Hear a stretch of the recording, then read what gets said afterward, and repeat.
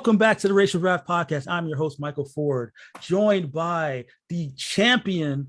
And if you don't know what that means, then this is your first episode, and I apologize. But we're joined by Carlos Freitas Jr. Carlos, what's up? Hey, what's going on? Yes, I am the champion, and hopefully I will be the champion again this season, which hopefully. ends. Yeah. Hopefully, yeah. We're trying to be modest.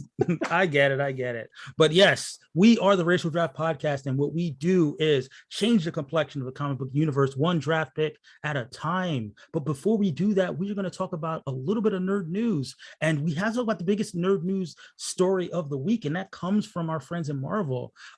They said the thing, Carlos. They said the thing. Motherfucker, apparently. and other M words, yeah. Yes, apparently on Ms. Marvel, we didn't think that motherfucker would ever be said, and it wasn't until a merger between Fox, no Fox were given, Fox were purchased, and so because of the Fox purchase, it's perfectly okay to say motherfucker on a Marvel show, and the first motherfucker of all time was said in relationship to Ms. Marvel. And, I for one was shocked. I didn't think that this was a show that would allow for motherfuckers to be said. There's not a lot of motherfuckers in the Ms. Marvel comics. It's they're using different words for similar concepts, but, no. But they went ahead and did it, and now the door is open for motherfuckers all over the place. So what are your thoughts on the future of motherfuckers in the Marvel universe? My thoughts are that I love this Samuel L. Jackson-ification of Marvel. Honestly, yeah, all seriousness, I wasn't expecting that turn of events at the end with all of the M words that have been getting thrown out at us, though, like multiverse of madness, Ms. Marvel. We should have seen it. They were getting ready to just throw more M words at us. Yeah. So we'll dive really quickly into the discourse around the motherfucker gate, as it were. Part of it is that we learned from the writing team that this was a late addition to the story.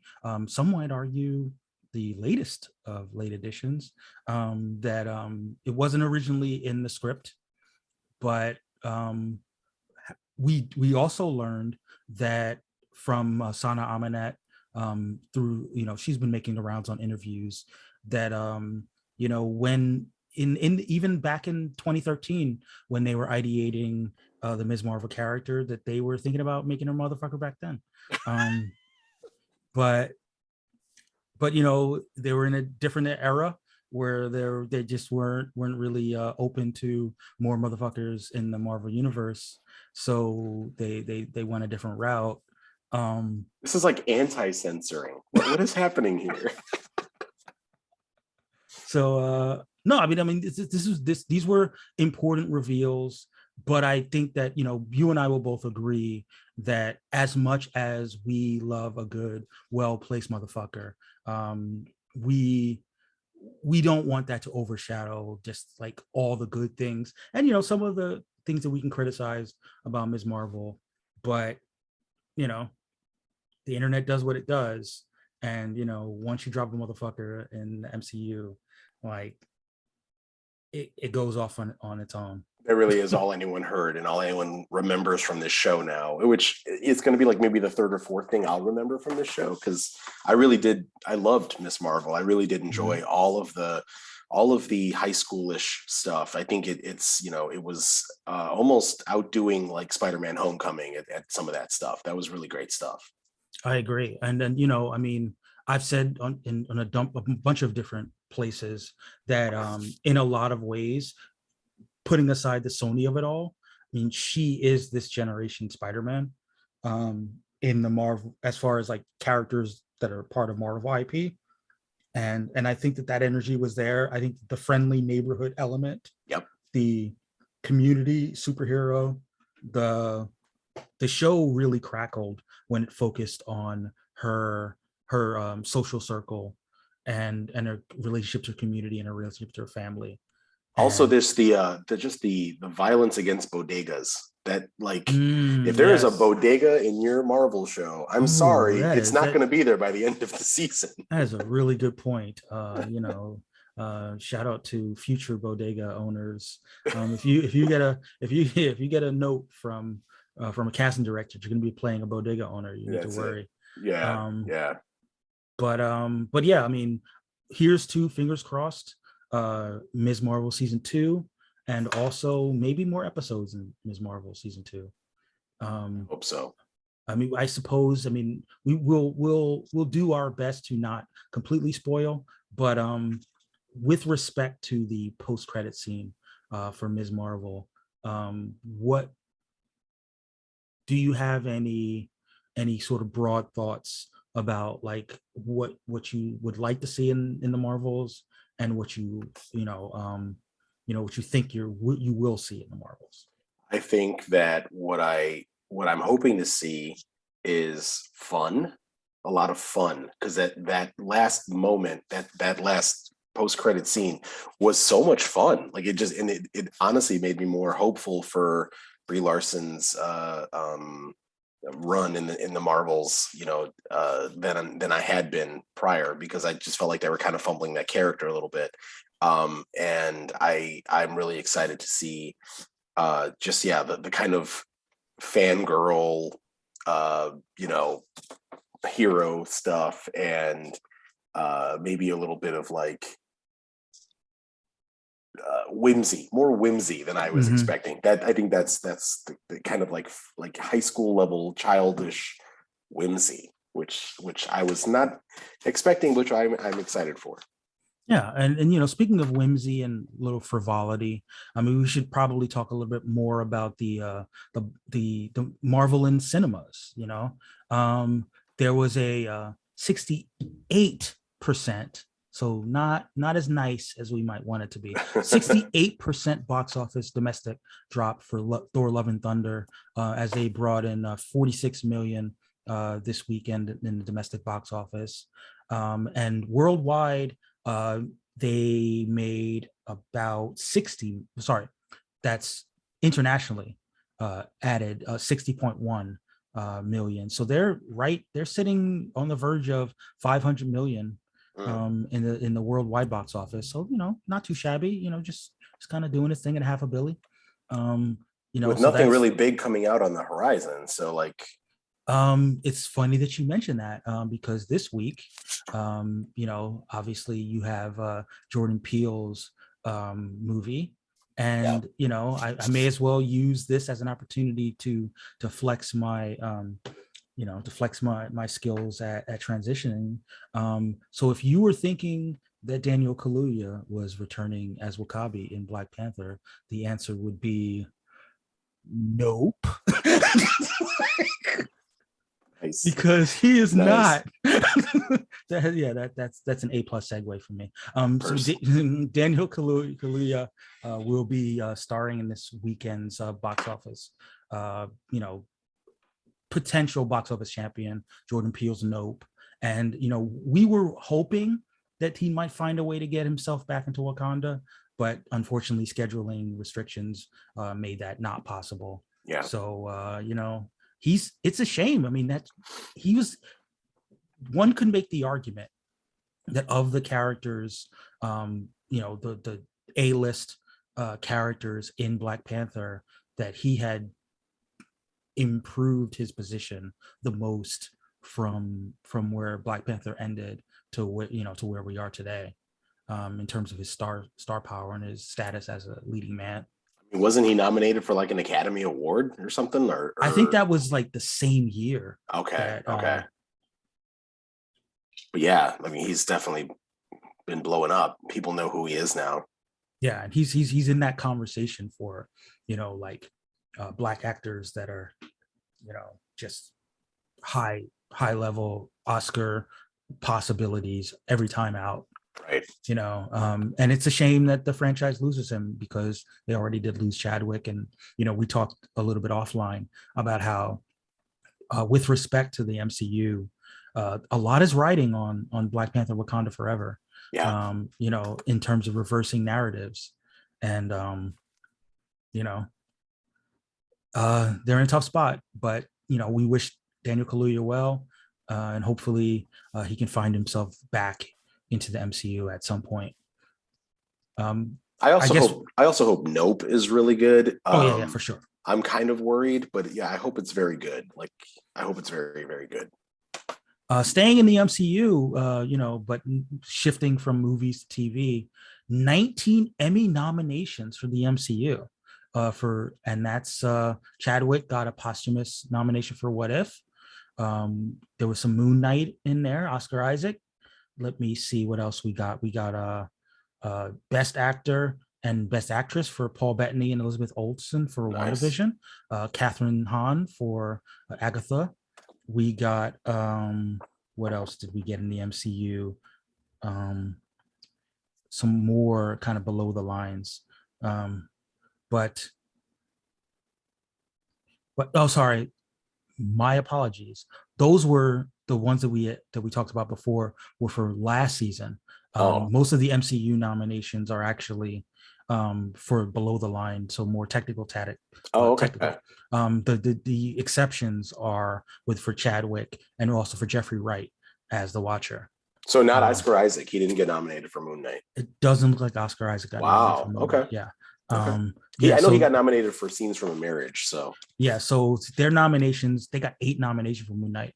Cinematography for limited or anthology series, costumes, music composition, character voiceover performance for F. Murray Abraham, sound editing, sound mixing, stunt coordination, and stunt performance. So, okay. Yeah, pretty good. So yeah, like doing their thing. The MCU, even though still being criticized as of late, still racking up wins. Yeah. Still racking up wins. I don't know if this counts as a win or not yet, but the embattled, we'll call him, he who played Han Solo in the ill-fated Star Wars Solo movie, Alden Ehrenreich, he will be joining Ironheart. Now, we still don't know the character he's going to be playing. There are some rumors that he may be playing Ezekiel Stane, Obadiah Stane's son, but that has not been confirmed. It would be nice if he got a win. I mean, he came back into the news because Catherine Kennedy threw him under the bus, or threw him under the Star Destroyer, or whatever you want to call it. And it was just kind of like, yeah, Solo would have been great if we had a, young Harrison Ford. Maybe we should just digitally digital Harrison Ford, and not this son of a bitch. Honestly, listen, I've seen Solo. He is not the problem with Solo. It's not him. No, he's really not. I mean, but he was put in an unenviable position. Yes. Like you don't cast someone to play a young Han Solo when you just gave us Han Solo. Well, also, but like you don't cast someone to play young Han Solo in a Lord and Miller movie and then have him be young Han Solo in a Ron Howard movie. Like, that's just complete. It's a different thing. Yeah, but I heard. I mean, to be fair, I heard that Lord and Miller were having problems with him. They had an acting coach. Yeah. Famously, yeah. But what I'm saying is that it's one thing if we hadn't seen Han Solo on screen since 1983. Right. We just had older Han Solo in The Force Awakens. Yes. And people were like, still got it. Yeah. Right. Right. Like, then you brought in the young guy. Right. That's rough. That's rough. That's a rough spot. So again, I'm hoping that he shows, listen, sometimes actors just, they're put in bad spots. So I'm hoping that he can dazzle people as a cool villain. We don't know a lot about Ironheart. Maybe we'll find out next week at Comic-Con, some things about Ironheart. I'm kind of expecting that. Yeah. Yeah. I mean, I don't think we know even when Ironheart's coming out. We're just presuming in 2023, but do we know yet what the fall show for 2022 is? I couldn't tell you. I honestly, I couldn't tell you. Yeah, I mean, we know that certain things are being filmed right now, but I don't think we have a sense of what the second half. I mean, we know She-Hulk is happening in August, but beyond that, I don't think we know what the fourth quarter MCU television show will be. Yeah. So yeah, I mean, I think it'll probably be something. I think it'll probably be like a secret invasion, but we'll find out. Yeah, I don't know. Oh, speaking of MCU shows, I'm not familiar with this actor, so maybe you are. Rafael Casal. He was in Blind Spotting. He co-starred alongside um, our boy David Diggs in the movie Blind Spotting, and they also worked on the television show. He was the showrunner and co-star. Again, I apologies to the audience. I've seen neither the movie nor the show, but I have heard really great things about it. And he will be playing. We don't know who he's playing, but he will be in the second season of Loki. So my guess is that time travel shenanigans will be involved, and hopefully his timeline will not be erased. Yeah, I don't think we can tell who anyone's going to be in second season of Loki just because of the paradigm shift at the end of the first season of Loki. Mm-hmm. Like Ravonna Renslayer is gone, so maybe this guy's playing the new Ravonna Renslayer, Yeah, or maybe he's playing in that universe Tony Stark. Who knows? Right. We have no idea. All. I almost said it. I almost said the thing. We would have had to end the show. Yeah. There are a lot of possibilities. What I'm trying to get at. So I will take some time out and watch Blind Spotting and give a better sense of how enthusiastic we should be about his casting. We should this falls under the kind of casting news that we like to do. It's a little movie. It's about apparently, based on the title, I'm assuming it's a sex worker on the internet, Madam Web. Yes. We don't know a lot about this movie, but given the cast, so far on board, we have Sydney Sweeney, Celeste O'Connor, Isabella Merced, Emma Roberts, Tahir Rahim, Dakota Johnson, and then we just found out that Adam Scott from Severance will be joining the cast. I guess he's going to be playing Adam Webb. Nice. So yeah, I mean, he's probably going to be playing the FBI agent who has to bring down the internet-based sex work network that Madam Web set up. I think that sounds right. Yeah. That feels like based on everything that we've gotten from Sony so far, that seems as likely as any. One thing that didn't make it into our docket, but there's a big rumor based on set photos that the movie's going to be a period piece set in the early 2000s, which again, LimeWire, that is the era for no, not LimeWire, Craigslist. There's gonna be a lot of Craigslist in the Madam Web movie. Yeah, looking for dentists to do home visits. Yeah, I remember those days.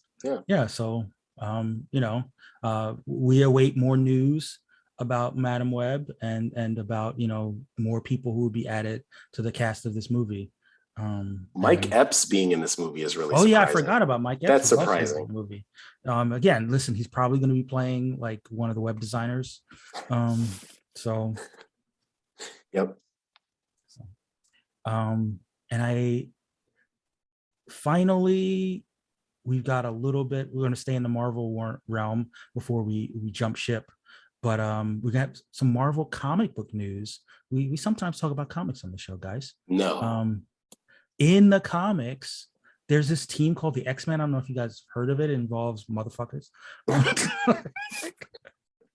But one thing that they do is they have the Hellfire Gala every year, which is an excuse for artists to draw people in really cool outfits. Yeah.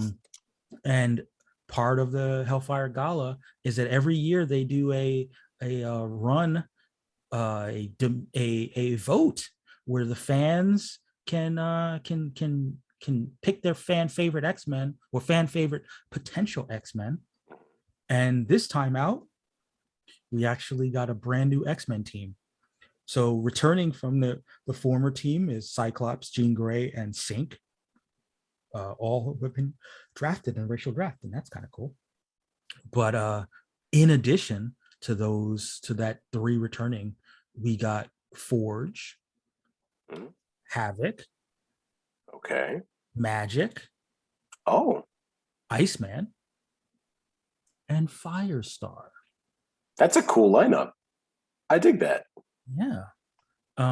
Yeah, Angelica, I forgot her last name. So you got a little bit of Spider-Man and His Amazing Friends connection going on with Iceman and Firestar. You still got a little, it's got a fair amount of diversity. Sucks for Wolverine, but I think she's got a book called Exterminators that's gonna drop. So Laura will be fine. Definitely sucks for Sunfire, but Firestar is more popular fire-based character. But yeah, so it's a brand new X-Men team, and look, they only do that once a year, so it's only right that I give bonus points to the X-Men team, because of they've been selected for the X-Men for this coming year. Okay. And since it's an X, why not give 10 points? Wow. 10 bonus points to wait for it, guys. I think for it. Sync. Yeah. Havoc. No, Havoc was a supplemental pick, if I'm not mistaken. Still giving the bonus points. Yeah, Polynesian delegation just cashed in. All those Summerses. The Summerses, the Jean Grey of it all. It's winter on that half of the world, but he is celebrating summers. Yeah, so let me get it. 10 bonus points for Scott Summers. 10 bonus points for Jean Grey. 10 bonus points for Sync. Where's Sync? Sorry, guys. I don't remember who drafted. Sync was multiracial? Polynesian delegation. Polynesian drafted Sync too. Oh my God. 10 bonus points for Havoc. Tomity. And 10 bonus points for Forge. That's multiracial. Forge. What a week. And 10 bonus points for Iceman, who is Latino. Hey. Is that right? I don't remember. Oh, wait. I don't think I drafted him. Sorry. 10 bonus points for Magic, who's also multiracial. Oh, gotta make sure I get that in there. Where are you, Magic? Where are you, Magic is like the saddest thing a child can say. There we go, Magic. And Iceman. Yeah, you got Iceman at the very end of the proceedings when you still had money left and you were like, oh, I'll just win all these bidding wars. I don't even remember doing that. I'm pretty good. I'm pretty good at this. Yeah. And so no points for Firestar because nobody got Firestar. But wow. Sad. But next year, X-Men Hellfire Gala, they do it again. X points for the X-Men. Look at that. I look forward to it. And so that's our final Marvel story. Let's dabble in some other universes. We don't have a lot of we don't have any DC news at the moment, but we do have news about potentially the number two superhero universe. That would be the Boys universe. They just came off of a very critically acclaimed season, 97% on Rotten Tomatoes. Wow. And a ton of critical acclaim.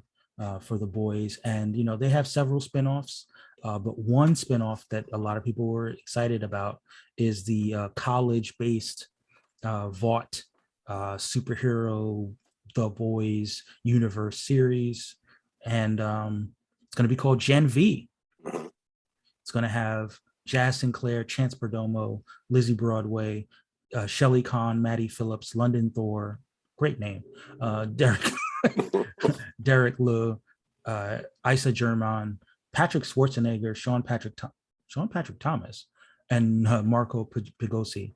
Superpowered college students at a college by Vought International. So I'm sure there are going to be very, very many shenanigans. We don't yet know when the show is going to come out, but we can imagine if it stays within the realm of what we've seen so far on The Boys, it's probably going to be must watch.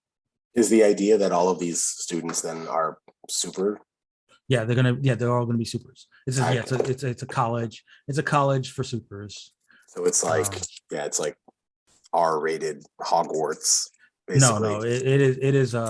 We're going back to our 80s hijinks. Yeah. Very problematic, I'm sure. Yes, I'm trying to remember. It was like Animal House. That's what I was asking for. Yeah, Animal House, but with superpowers. Got it. And from Animal House with superpowers to Stranger Things with superpowers, we were transitioning to Star Wars Skeleton Crew, which is going to be John Watts's series that's happening and about to start filming.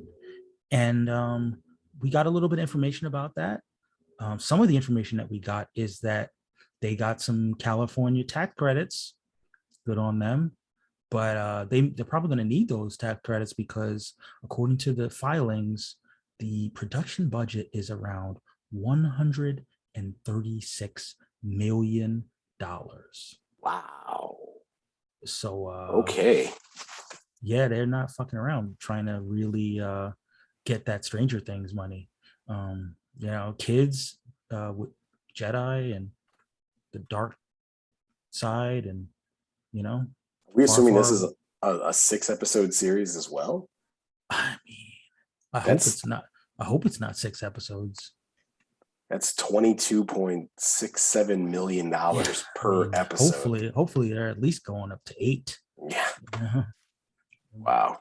10 would be ideal. But it's going to be a group of kids getting lost in a galaxy far, far away with Jude Law somehow involved. Is he going to be chasing them? Is he going to be chaperoning them? We don't know.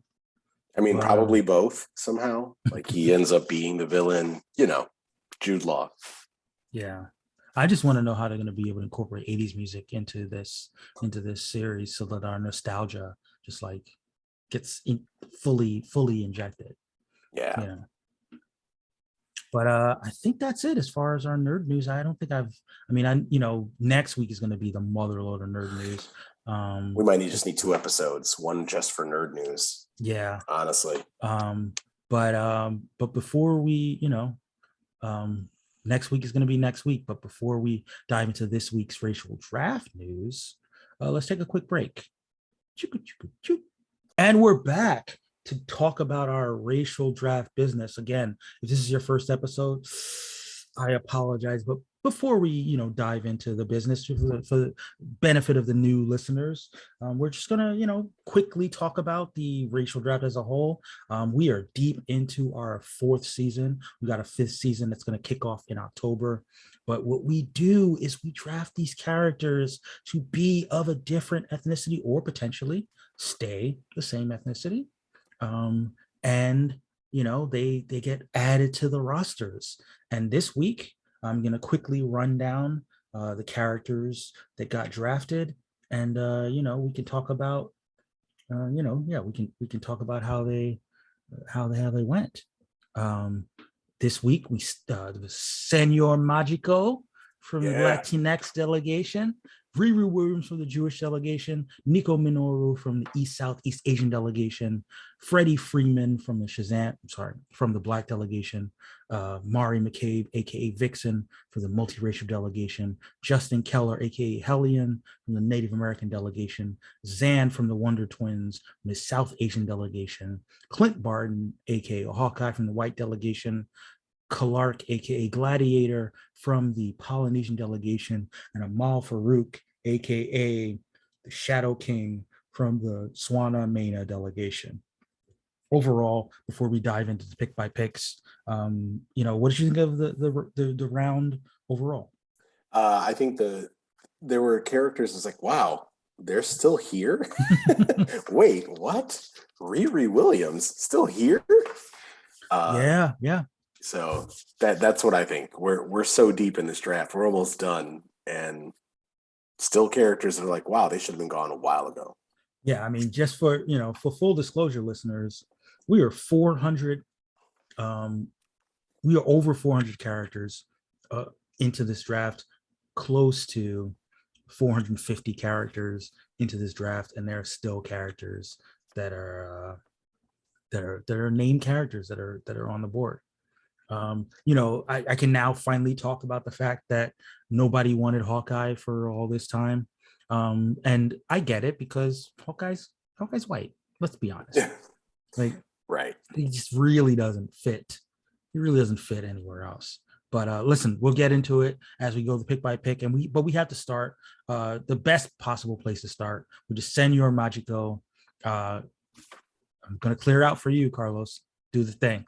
This is a relatively obscure Marvel character. I would say fairly obscure Marvel character, but who created for the Luke Power Man Iron Fist, yeah. Power Man Iron Fist series, and he's just kind of like New Yorican street side Doctor Strange, basically. Guys.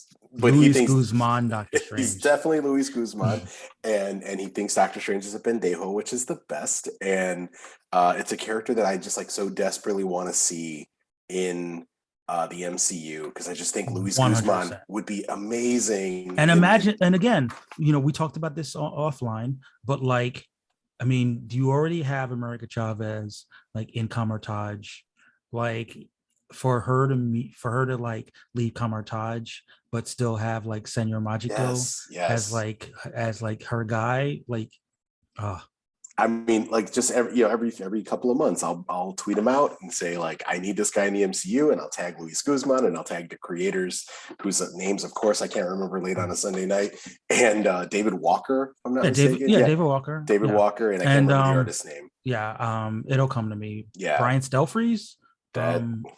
Maybe. Yeah.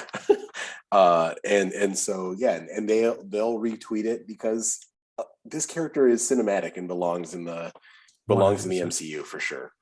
Yeah. So you got yourselves a little bit of bonus points for David Walker giving you the nod, and I appreciate it. And by the time you're listening to the show, listeners, we will have figured out what the final approval rating is, but currently sitting at 90.9% approval rating. So looks like you're gonna hit it. Looks like you're gonna hit that threshold. But let's get there. It's good. You deserve it, is what I'm saying. And shout out to Luis Guzman. You should definitely listen to the show, and we definitely like to have you on if you're around. Sanford Green is the artist. Sanford Green. Yeah. My apologies. Next up, the Jewish delegation, controversial pick for sure. And that's Riri Williams, aka Ironheart. This is another example of the Black delegation doing their own thing sometimes, and deciding that no, we don't have to draft every Black character, but maybe you have to draft some. Because Riri Williams, her profile is about to be raised. She's going to appear in Black Panther Forever. That's been confirmed. She's got her own show. We've had Black writers. I'm sure there's going to I just believe in the Dominique Thorne is the actress, I believe. I mean, I think that obviously next season is where it's going to be really important. Yeah. But don't sleep on Ironheart. Black delegation. Don't let her slip through your fingers in the future. Jewish delegation. That's a hard sell. It's a hard sell.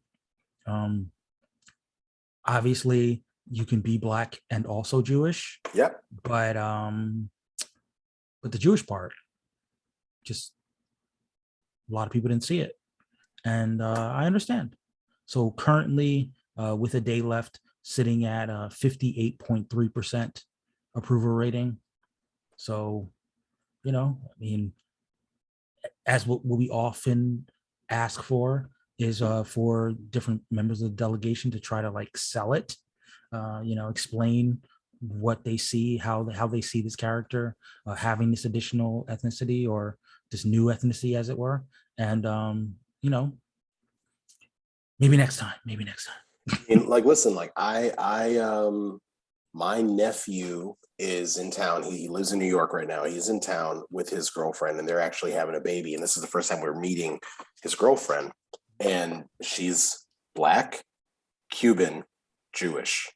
So like, it's possible, but you got to make it. You got to come out and like give us the story. Like, how does it inform Riri Williams? That's all I wanted. Like, I didn't vote. I made it clear in our chat. I made it clear in our chat. I probably made it clear on this podcast. I'm not voting for anyone if they're not going to give me at least an explanation of as to why this character is, why you, and or if it's a defensive pick, I'll automatically vote for it. Sure. Yeah. Well, one thing that I've been thinking about implementing, and I haven't completely played it out in my head, is that obviously I give bonus points for backstories. We've already talked about that. I'm probably leaning towards in the next season even giving bonus points, less bonus points, of course, but bonus points for even that. Yeah. Just the basics of an explanation. Obviously the explanation helps you get your approval rating up, so you shouldn't feel like like bonus points would do it, but just to reward the people who do the extra thing and explain themselves. It helps for the purpose of this show and and what we do here to know what the rationale is, and that there is a rationale, that there is a benefit. And then of course, if you can convince the people, then you get your bonus points for the approval rating. So look, I mean, obviously we've talked about this before. We have the Fantasy Comics League element, we have the movie element and multimedia element, of course, but at the root of it is being able to convince people that it would serve the character in a beneficial way, to have the character changed. And if you can make the case, then you should definitely be rewarded for making that case. But we'll move on.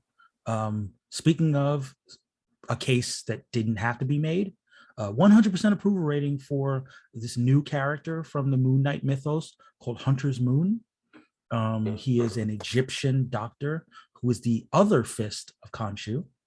And Khonshu being famously an Egyptian god, him having an Egyptian fist.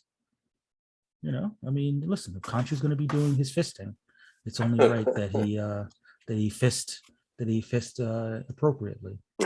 So so shout out to Hunter's Moon, aka Dr. Badir. We still don't have a first name for Dr. Badir. That's all. That's unfortunate. This is the character that was created for this latest run that started last year, right? Correct. Yeah. He's basically got like a similar costume, but except it's a dark costume, like a dark gray costume rather than a white costume. Message. Moving on, another defensive pick.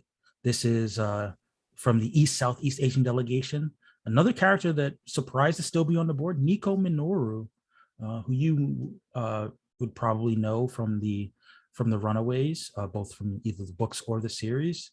I think she's going to get herself into the Midnight Suns Is she in the video game? I don't know if she's in the video game, but she's I think I definitely might going be to in the be. video game at this point. I think everyone's in that video game. Yeah, but she's going to be in the book. She's going to be part of the Midnight Suns. She's definitely one of the more popular of the Runaways. We've also seen her in X Force, not sorry, in A Force.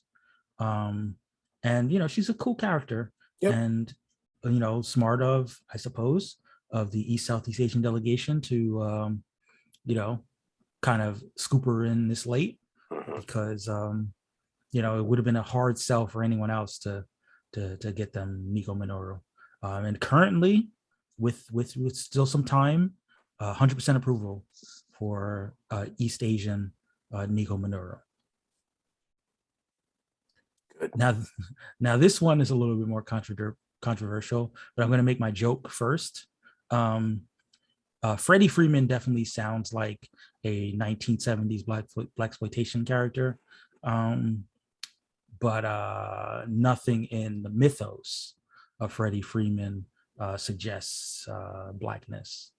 But I think he's the Shazam family are very ethnically diverse, and I think Freddie's supposed to be like the Jewish guy, right, in the family. I think that's right. Yeah. I weirdly enough, shout out to Adam from the Jewish delegation. I definitely saw a pic that like very much resembled Adam, and it was uncomfortable, but I still had to share it. That's hilarious. But it's weird. It's like that was like a different incarnation, because you know how DC, you have your different iterations of the universe. Sure.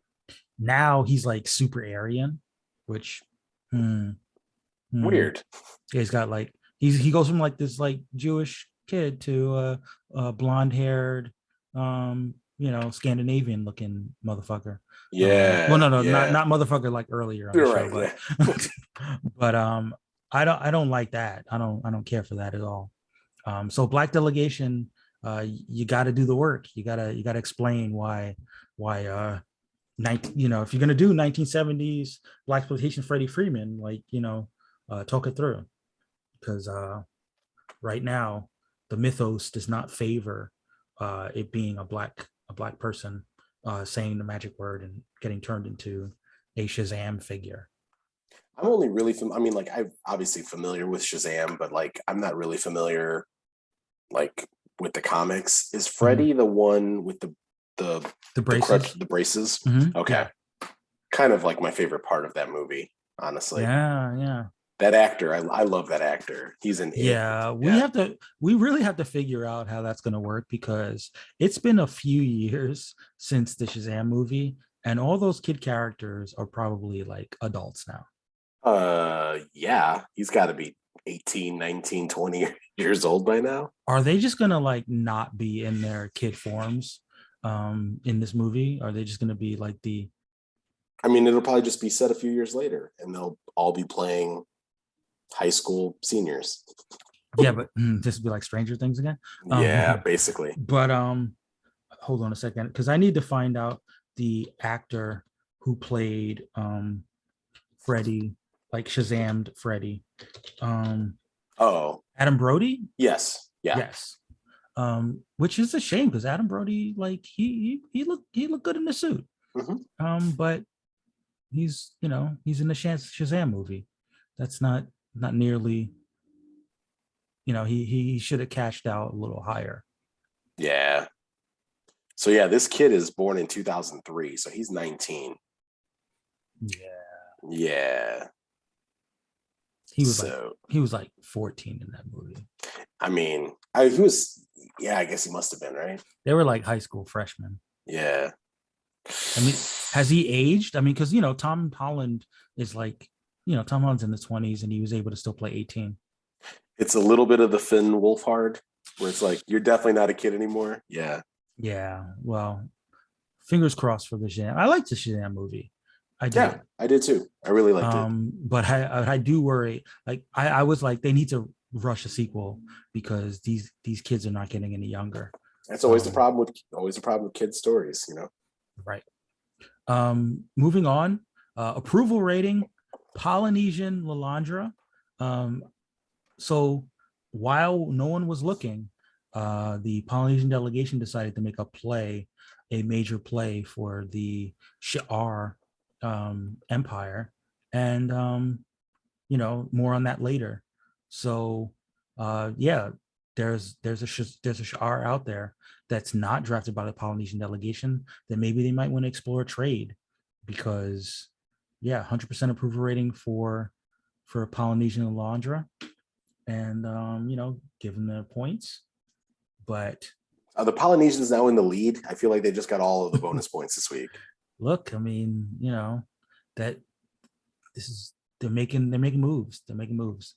There's going to be more because there's some family chaining associated with Alondra. But I'm not mad at the Shi'ar being informed by a Polynesian culture.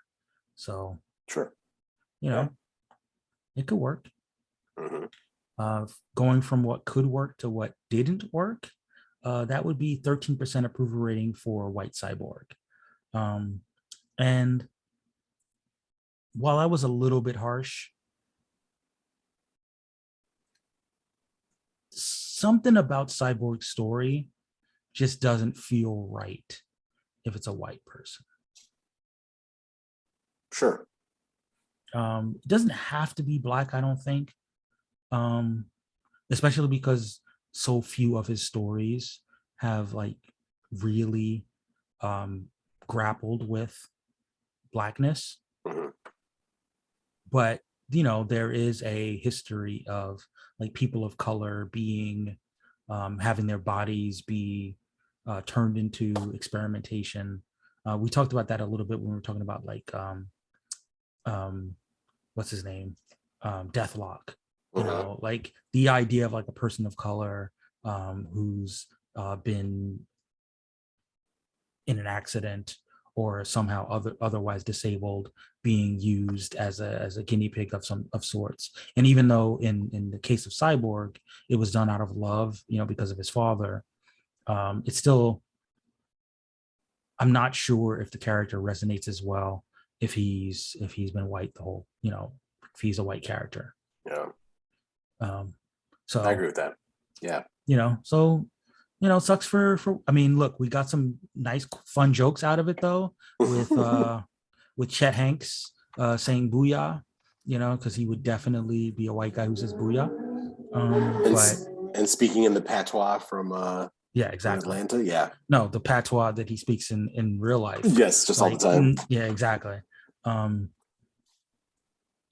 So that's that was a tough look for the white delegation. Also a tough look for the multiracial delegation. And I got a feel for the multiracial delegation because like the Black delegation is just like not, again, not drafting Black characters. So the multiracial delegation is like, what if Black, but so they drafted Vixen.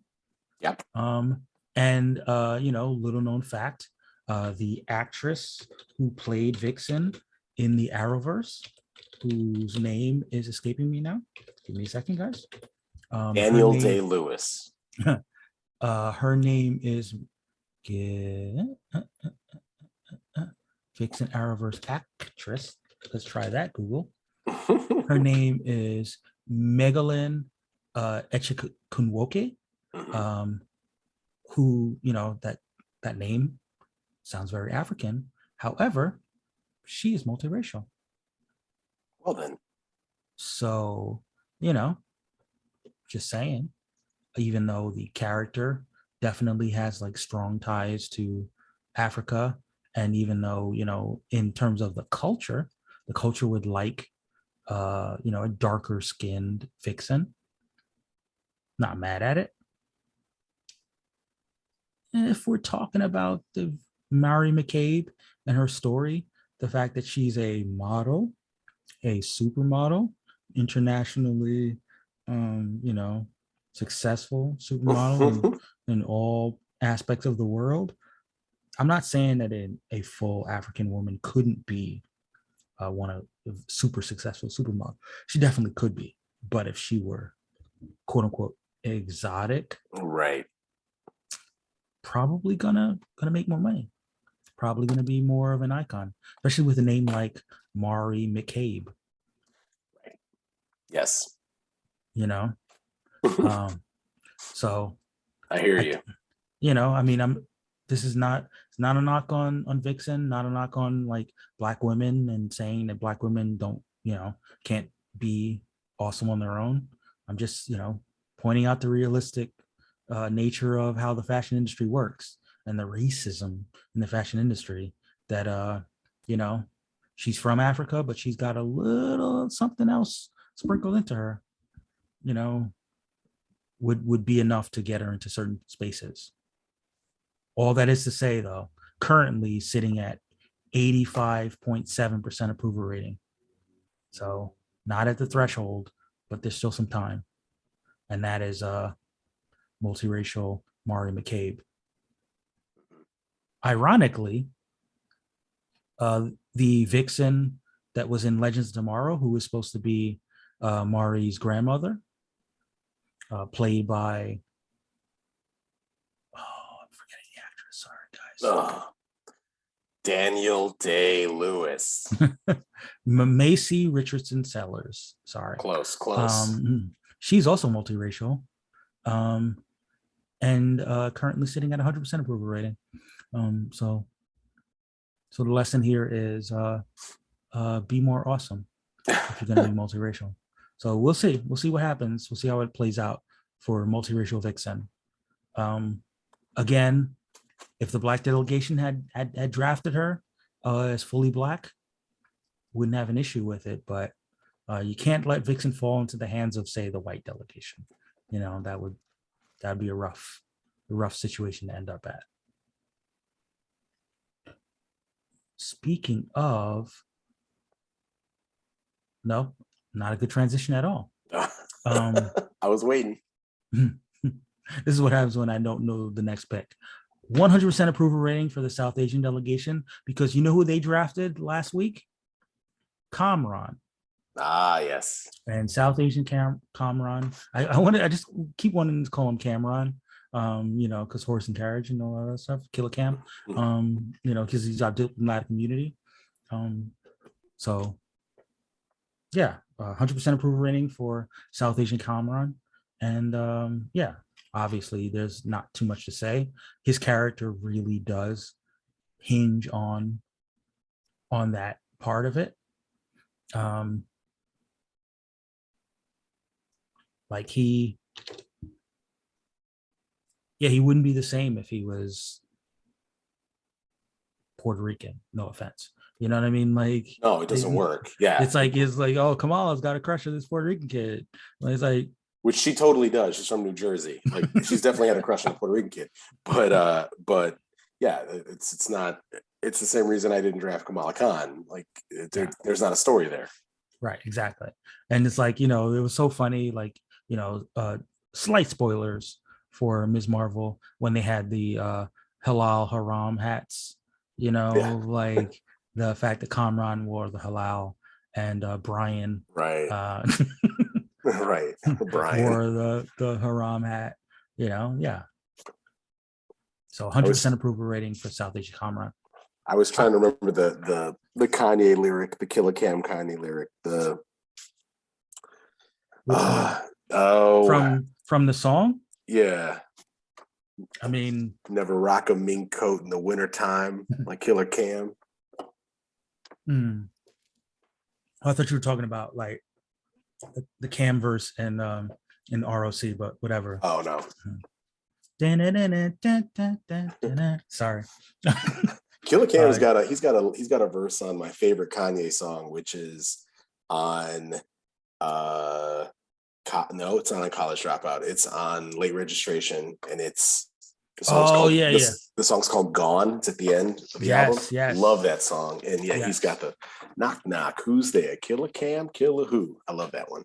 That's I tried my luck with the Photoshop to try to Photoshop Kamran in some pink minks, but you know, I'm not that good with Photoshop, guys. But if you want to Photoshop Kamran in some diplomats gear, we will award bonus points to the South Asian delegation for that. So go ahead and do that. Yeah, the rhyme is like, I never rock mink coats in the wintertime like Killer Cam, or rock mink boots in the summertime like Will I Am. Yes, So there good. we Yeah. go. But yeah, I'm hoping that the popularity of Kamran in the show will lead to a resurgence of Kamran in the comics, because he's still around. And he's still got his powers in the comics are not, ironically, his powers in the comics are Kamala's powers in the show. So, hopefully we'll see him back in the comics.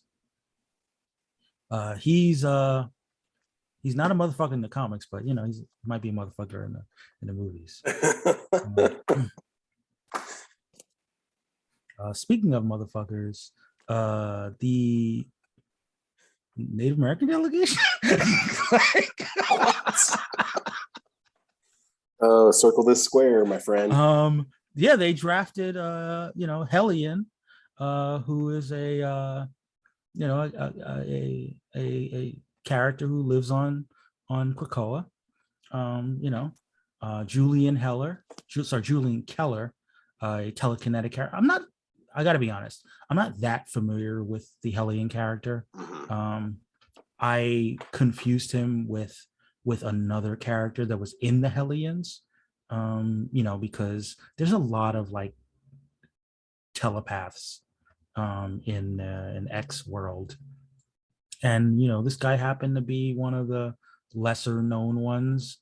He named himself Hellion after the Hellions team that died, but I don't think he has like a ton of backstory. So it's one of those like blank slate situations where it's like, yeah, you can be Native American. There's not a lot going on to have him not be Native American. However, the people needed more, because currently the people are sitting at 69.3% approval rating for Native American Hellion. So, speaking of the other shoe dropping, we talked about that earlier. The Polynesian delegation, more Sha'ar, and that would be Deathbird and her 100% approval rating. Nice. So yeah, got it. Listen, offers. We can probably make some trades happen if you want to get all your Sha'ar on your side. Moving from the Native American delegation to the South Asian delegation, and the South Asian delegation went for a character who was, aliens. I think they're aliens or from another dimension in the comics. That would be Zahn and Jaina, aka the Wonder Twins. I gotta admit, I always have had canon them as some kind of brown. So them as the South Asian, Zahn and Jaina. I think it kind of works. I always thought they were East Asian. Yeah, that's where I thought they were. So South Asian. Oh, you thought? Oh, okay. You thought they were East Asian? Mm-hmm. I thought they were either. I could see them if they were going to be white. I could see them as like Eastern European. You know what I mean? But like, I can see that. But mostly, I kind of saw them as South Asian, especially with the like brown tint on there. Yeah. Yeah. So Jaina and Zahn, currently, as we speak, sitting at 100%. And that feels right for the South Asian delegation. I need to find out whether the Wonder Twins are from the Noor dimension, though. Give me a second. Or whether they need a bangle in order to make their powers activate. They are from Compton. What is their story?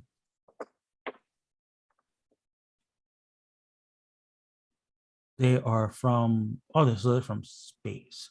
They're from Exorian shapeshifters. Okay.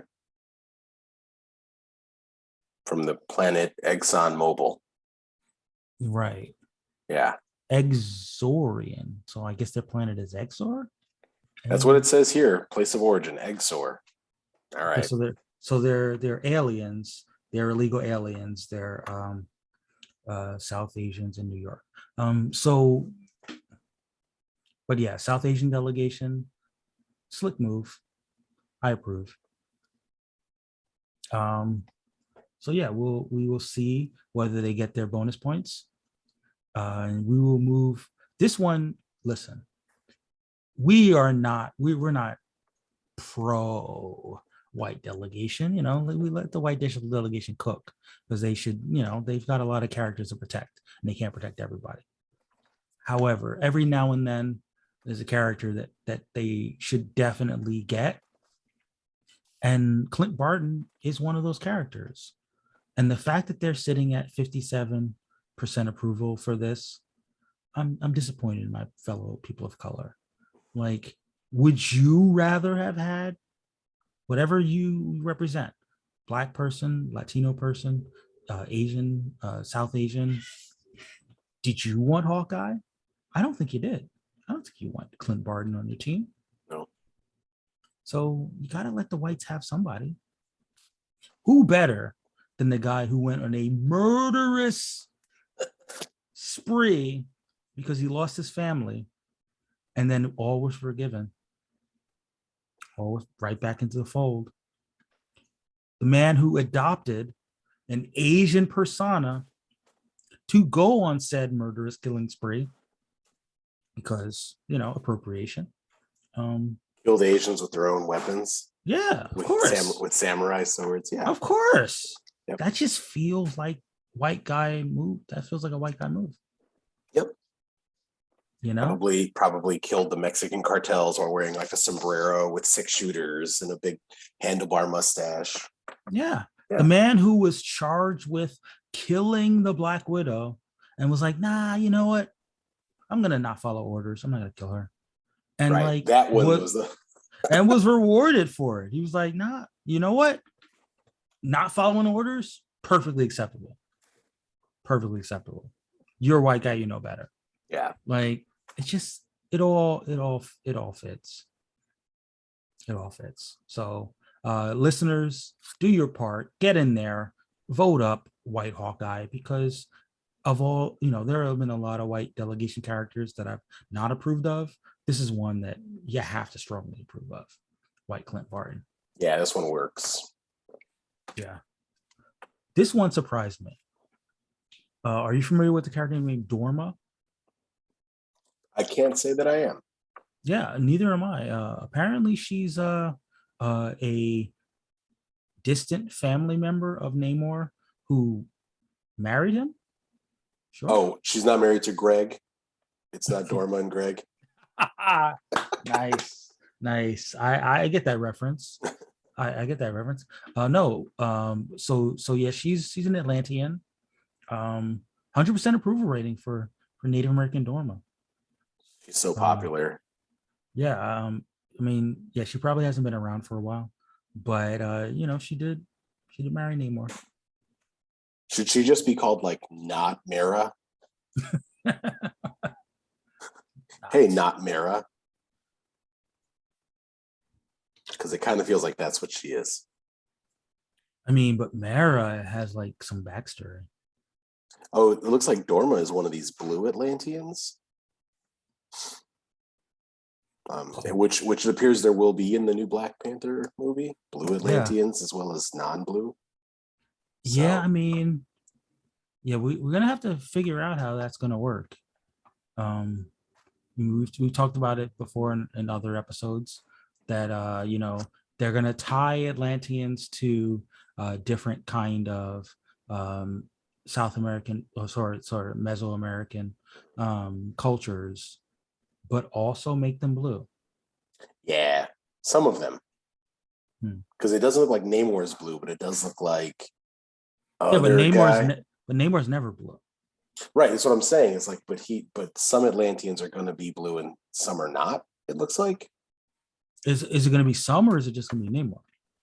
Oh, I see.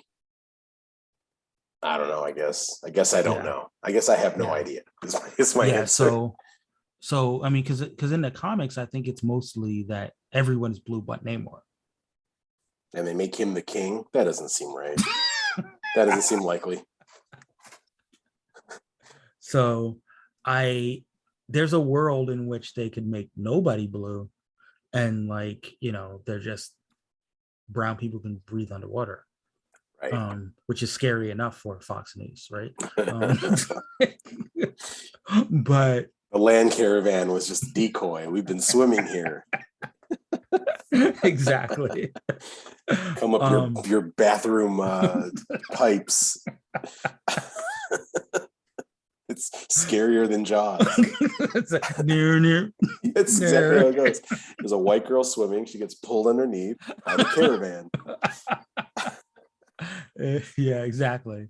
But I mean, it does appear that what they're going to do is they're going to turn a bunch of Mexicans blue, and we'll see how that goes over. We'll see how that works. Yeah. Yeah. But that's a battle fought at another time. Moving on though, 100% approval rating for Makari, the multiracial delegation. Nice. A Makari who in the movies was also Black and Latino. Makari gets to stay that way. So, I like the idea that they're kind of changing the Eternals to look like the movie.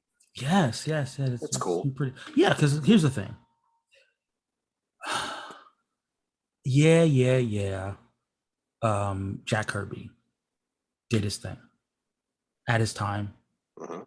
but the only way that the Eternals like have been like relevant in the modern era is these modern storytellers. Mhm. And even if you have issues with the Eternals movie, you can't have issues with the cast.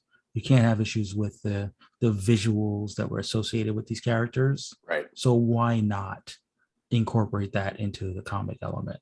Like, especially because part of their story is that they can die and come back, and they can come back looking somewhat different. Right. So I love the fact that they made Ajak female. Yeah. They and the same thing with Makari. Yep. So here for it. I agree.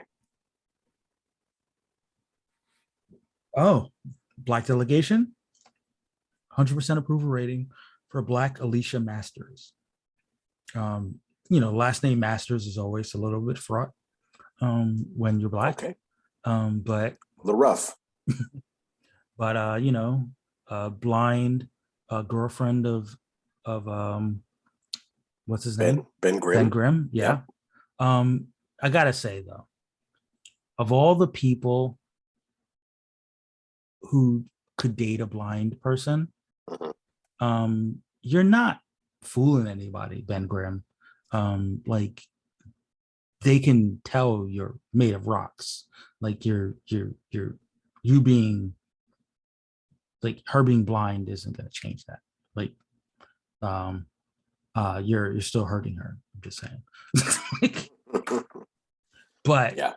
listen, true love is true love. I am not here to knock that. They're married in the comics. I think she was played by Kerry Washington. Yep. In one of the Fantastic Four movies.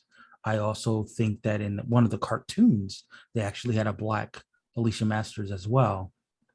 So, I don't have an issue with it. I don't.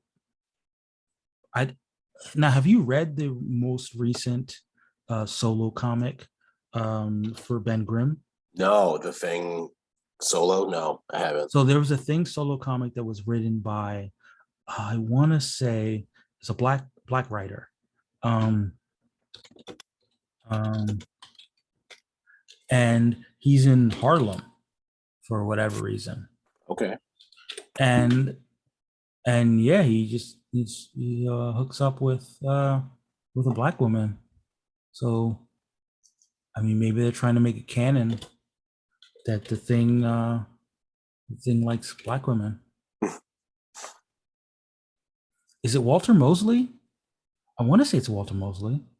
Um, guys, give me a second. I gotta Yeah. find it. Yeah, I've been meaning to jump into the thing. Run. Yes, it is Walter Mosley. Nice. So yeah, so the guy who wrote the Easy Rawlins novels also wrote the Thing comic, and yeah, he's in Harlem, and he has a romance with a black woman. So I suppose they're making a canon that the Thing likes black women, even though he's married to a white woman. Hmm. So the way you fix that is Black Alicia Masters. Yep. This that was one, yeah, that was Kerry Washington before I even knew who Kerry Washington was. this one hurt my heart. I got to be honest. The Southeast Asian delegation drafted Jai Ling from Shang-Chi. 89% Oh. approval for still East Asian Jai Ling. Someone out there was like, nah, I don't see it. I don't see it. Shang-Chi's sister? Asian? Nah. No, not possible. Exactly. That one hurts. Wow. Yeah, Gladiator currently sitting at for the Polynesian delegation another now granted, Gladiator's story is that he's not like native to the Shar, but he's part of their empire because one of their conquered species. So he definitely could be like a different ethnicity because he was conquered, but he's like loyal to the cause. So Kalark, aka Gladiator, currently sitting at 83.3% approval rating with a few days left. So they could get their points up, could definitely get up to 90% and complete the Polynesian takeover of space. Gladiator was a character that as a kid, like I did not know who that was. I did have the action figure, and it was one of the coolest action figures that I had. And I was like, I don't know who this is, but pretty dope. Yeah, I mean, I like the fact that they added this element that his power comes from confidence. So like the more he's feeling himself, the more powers he has. Mm-hmm. Yeah.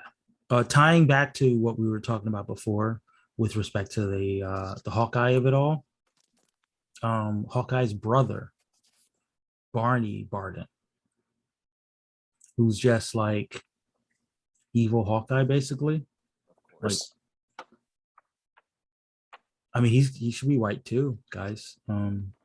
He's just Hawkeye's brother, who Hawkeye won't take down despite being an Avenger. And he's like just basically Hawkeye with that's not as nice. But the people don't agree. 50% approval rating for a white Barney Barden, aka Trick Shot. To which I would always say, like, what should he be instead? I mean,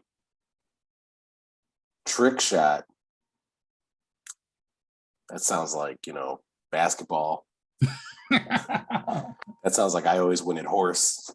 Because, however, horse is the whitest basketball game. So yeah, it comes back. It all comes back. Yeah. I mean, you gotta create a backstory in order to establish the because wasn't Hawkeye in like the circus?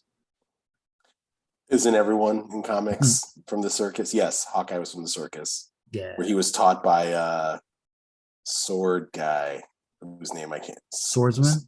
Is it really the swordsman? Yeah, swordsman. It's not sword master. That's a different person. Jacques Duquesne. Right.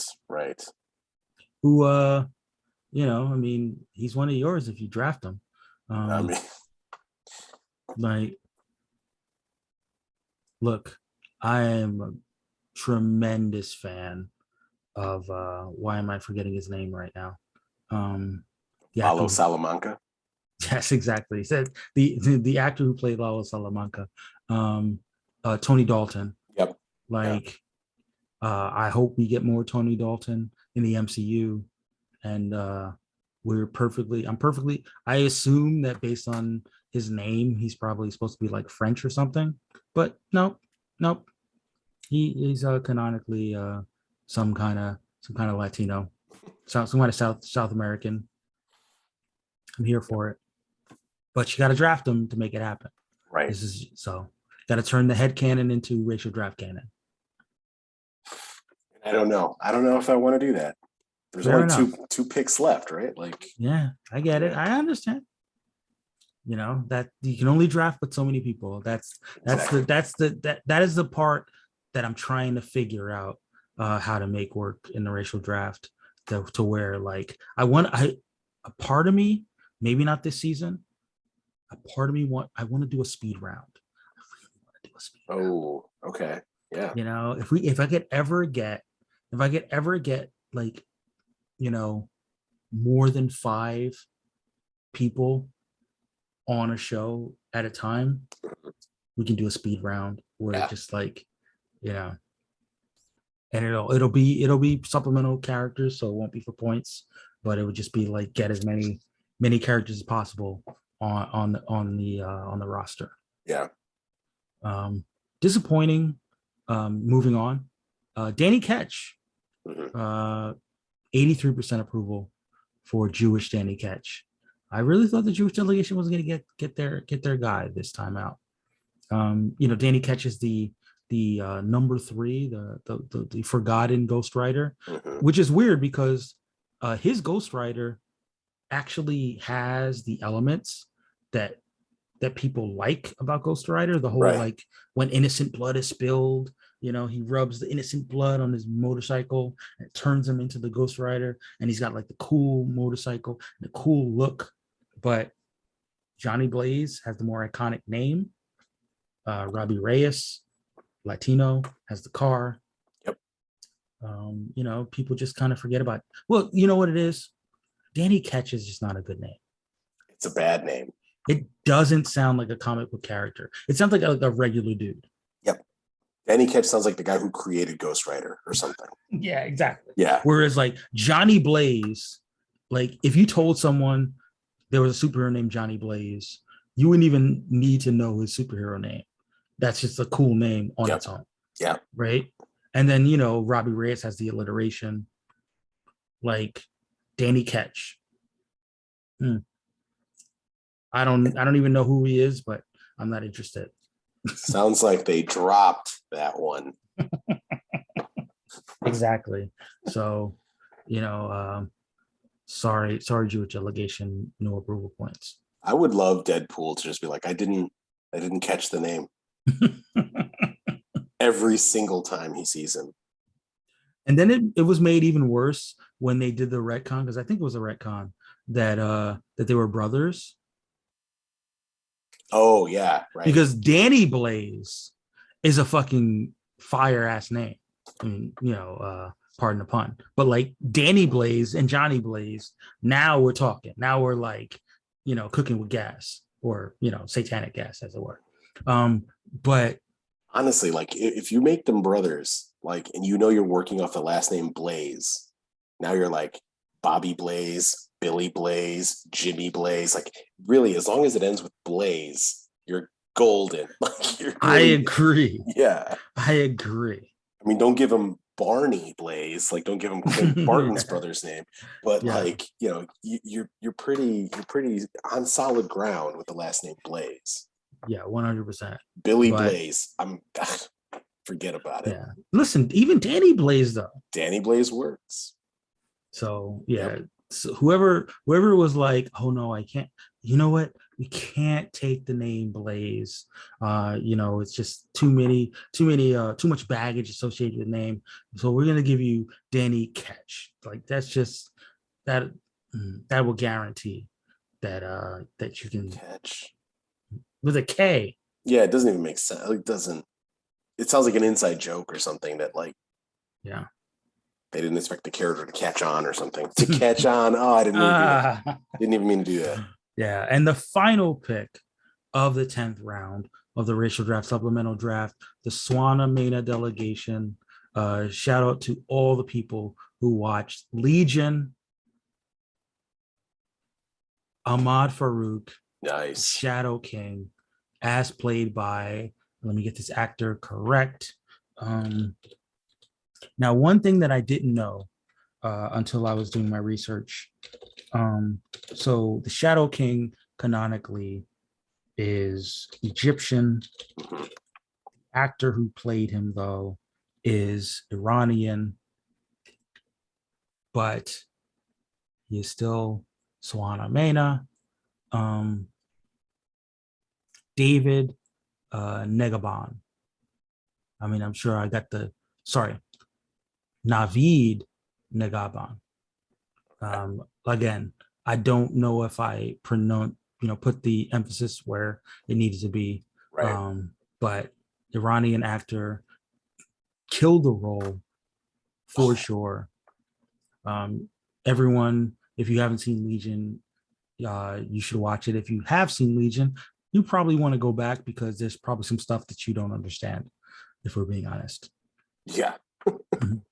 As I was telling everyone in the chat, like, I love Legion. I watch every episode of Legion. I could not tell you what happens on that show, and I've seen it. And that's definitely a situation where, the live action portrayal was so cool that I would love to see that, them sort of evolve the comic version of him into the live action, or something like the live action version, because there's some sort of like problematic sort of fat shamey stuff going on with the Shadow King in the comics that doesn't have to be there. He also like looks similar enough to like Wilson Fisk in the comic, like the white suit and he's a bigger guy and he's bald, and it just kind of feels like, we have that guy. Exactly. That's another reason to make the change. Whereas, look, Navid Nagaman's portrayal was pretty iconic. Yeah. And like if he's the new Shadow King, or the new kind of like way we imagine the Shadow King is always a sort of fearsome figure, especially when there's the whole concept of there's Ahmad, sorry, it's my fault, Amal Farouk, like the person, and then there's the Shadow King entity, which is much more scary. You don't have to make Amal scary just to make the Shadow King part scary. Right. Yeah, if it wasn't for the fez that he always has on, like you would just be like, oh, it's Wilson Fisk, like a venomized Wilson Fisk. That's what it looks like. Like Venom took over Kingpin. Yeah. So, great character on Legion. Great character in the comics as well. Formidable in the world of mutants and telepaths. Formidable fights with Professor X and all of that stuff. A character that, what? I'm not saying that Legion needs to be canon, but if they wanted to bring this actor back to play the Shadow King in the MCU, would definitely be here for it. Yeah. So it's interesting because Shadow King in the comics, he is Egyptian, but he wears the fez, which I'm just like Googling the fez and the history of that hat. And the fez became a symbol of the Ottoman Empire in the early 19th century. The Ottomans, Turks, right? So like actually the Iranians are closer to the the So this might, iconography yeah. related to. That might So have been this, why they went with an Iranian actor in the first yeah. place. So this might be an example of like non Swana creatives being like, yeah, let's just sprinkle in all the Middle Eastern stuff. Well, yeah, And it's the Orientalism of like yeah, putting Abu and Aladdin wears a fez, which is like, where the fuck is Agrabah? I don't understand where it's supposed to be. right. Yeah. And then like once they did it, they had to sort of stick with it. Yep. But That was they that. don't actually have to stick with it because we saw it in Legion. Right. So fingers crossed. Fingers crossed. I mean, one of the cool things, one of the reasons that we have the podcast for the listeners is so that we can have these discussions, so that we can talk about how like, certain elements in these characters would be better served if there were creators of that background who were able to point out the stuff that's not authentic and focus on the things that are, and again, that takes us to the end of the 10th round. Just a little bit of cleanup. This breaks my heart. I hate to be the one to break it to you because I was not prepared for this. Oh. Jaime Reyes Ah, and this 82% approval rating ridiculous. as Latino Jaime Reyes, as opposed to what exactly? Right. Exactly. So boo to the listeners, to the people who voted. Yeah, what, somehow there was somebody out there that was kind of like, no, he's got to be Jamie. He's got to be Jamie Reyes. Jamie, no, even Reyes though. Jamie Reese. Yeah, there we go. there it is. Um, Yeah, no, I'm obviously not going to get the bonus points from that, but I have faith that there will be some Blue Beetle news coming out of Comic-Con. So for sure. And the final approval rating, that is the Southeast Asian delegation. They didn't get their points for Xialing, but they did get their points for Wenwu because even the racists were like, Wenwu was pretty cool. So, East Asian, Wenwu got his 100% approval rating. So that's bonus points. nice. And that takes us to the end of the week, all of our picks, all of our approvals. And look, we've just got 2 more weeks of drafting left. We've got 3 more weeks of scoring left. What would you like to see in the 11th round of the supplemental draft? I would like to see big characters come off the board, but also, I'm not planning to take any, so I guess it's kind of hypocritical. Let's finish strong here and see who's left on the. It's going to be interesting when we're done to be like, and no one took whichever character, Well, so I continue to say that I would love to see backstories. I would definitely look with 3 weeks to go, at least in the last 2 weeks, make some trades, guys. If there are some characters that didn't score for you on the approval side, and maybe they'll score, maybe you can acquire a character who will score for you on the approval side. Maybe you think that once you get that character, you can, do a family chain, or you can, write a backstory. And listen, I'm gonna look at the scores right now. I mean, it's gonna be tough for anybody to catch up to you right now, Carlos. I don't know. Tamate's got however many bonus points for 100%ers. Tamati, who's got like 1/3 of the points you have. Yeah, sure. But like, I mean, part of what you're trying to do is you're trying to like make use of the character. So if you think that there's a character who is better suited on your delegation, try to make a trade happen, so that you can both get the approval points and maybe get some backstory points and some art points. And, I mentioned this before, but I'll reiterate it. One thing that's going to totally change the game next season is that I'm going to be very liberal with bonus points for fan art. If you can find fan art which depicts your character, as racially drafted, you're going to get bonus points. All right. Now, if your character is a defensive pick, probably not as many bonus points as if your character is, if you find fan art of your character as differently drafted. But in general, that's the incentive.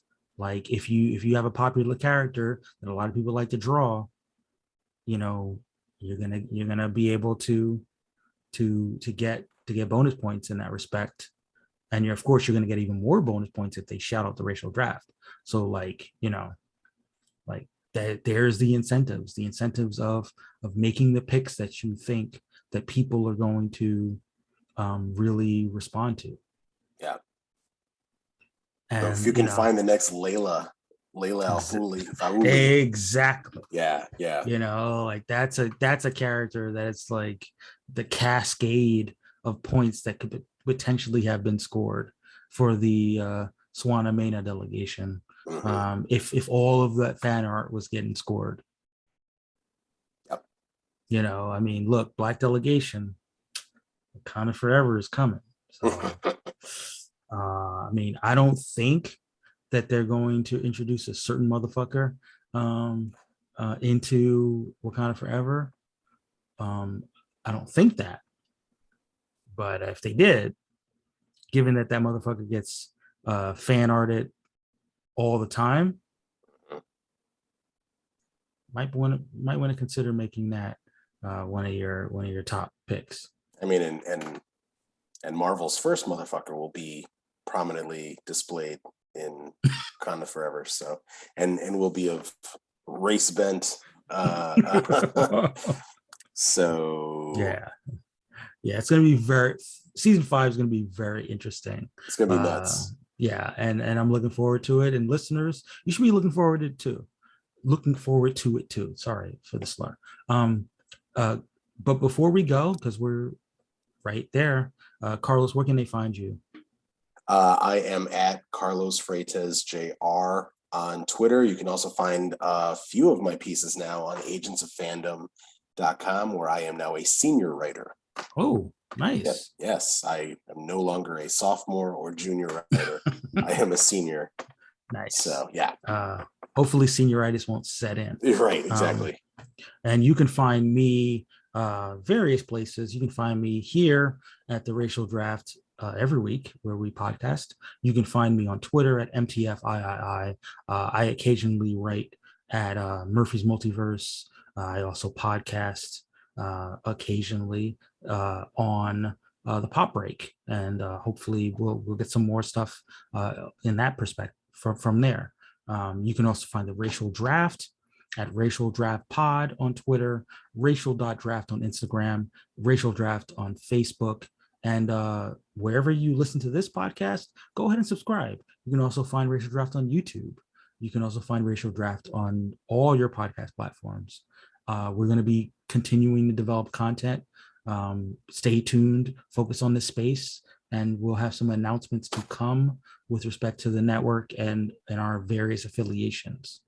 But listeners, we're always open to hearing your perspective. We love it when you comment under our posts. We definitely want to hear the rationale behind your approvals or disapprovals. And if even if you're racist, we want to hear your racist takes. We may not actually give the space for the takes, but we want to know. We want to know what the issues that you might have, pro and con of our draft picks. But hopefully more pro than con, unless it's Kamala Khan. But that was a little bit of a punnery, but we're gonna keep it moving. Stay tuned to next week, Comic-Con week. There's gonna be so much news. There's gonna be so much racial draft business. But till next time, guys, all things are possible.